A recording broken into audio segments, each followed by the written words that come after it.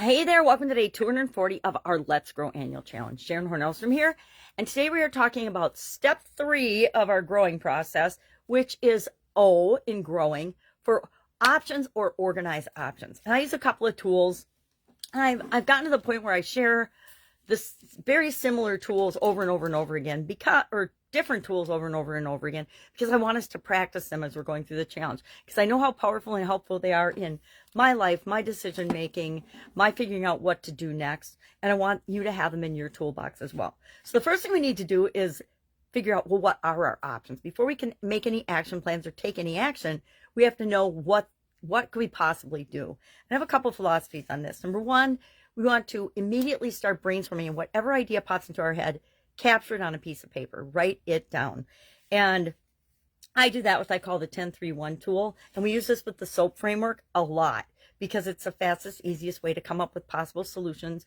What ends up happening most of the time is we'll brainstorm a list of at least 10 things. We'll pick 3 of them, analyze them with another tool to determine which option to take action on immediately. Because as soon as we make a decision, thank you, Tony Robbins, for teaching me this one, never leave the scene of a decision without taking some action. Whether it's picking up the phone and making a call, putting something on your schedule, getting your phone and doing a little research, take some action toward what it is you want immediately.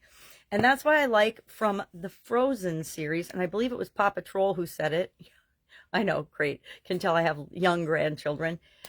In Frozen 2, Elsa and Anna are trying to free the enchanted forest, and they need to uncover the root cause or the initial event that started a conflict between her grandfather and the Northuldra people. Anyway, too much background.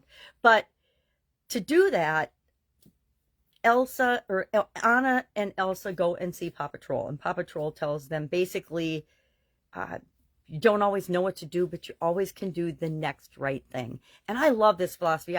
I believe in this, but I didn't have a name for it until Frozen 2. Thank you very much. But doing the next right thing means I look at my list, I analyze my list, and I like to use, so I showed you my 10-3-1 tool, and then here's our pros and cons. So you can analyze and decide what action to take. All you have to do, and I'm going to show you exactly what I do in my book when I'm doing the challenge right along with you. I make a list of 10 blanks, and then I just go right to pros and cons. And as I write them down, I think about what are the positive and negative of each of these options that I come up with.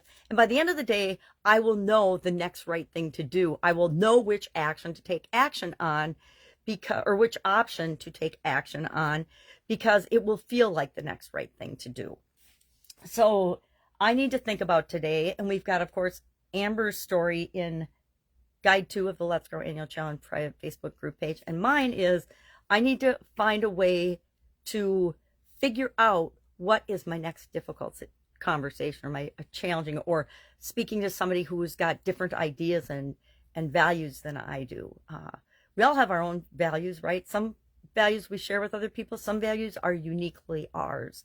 And so I think it's important to listen to, more than have a conversation, listen to people that have different points of view and perspectives, and just try to put ourselves in their shoes and figure out, well, where are they coming from? Why might they have that core value or that belief or that perspective?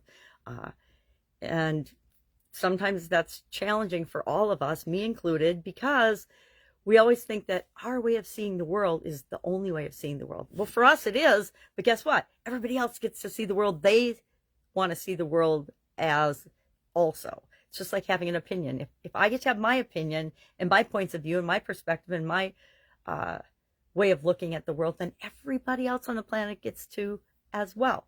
Which is why free speech is so important, and that we allow people to be who they are, whether we agree with it or not, right?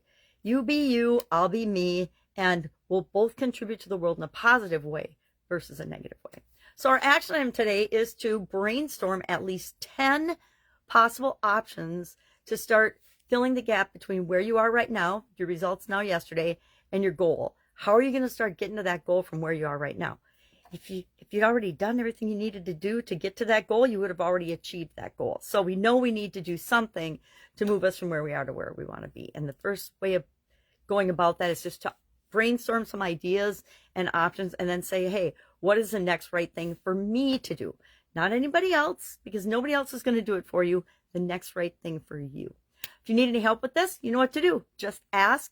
Otherwise, have an awesome day. And I will, of course, be with you tomorrow for step 4 of our growing process. I wonder what that is.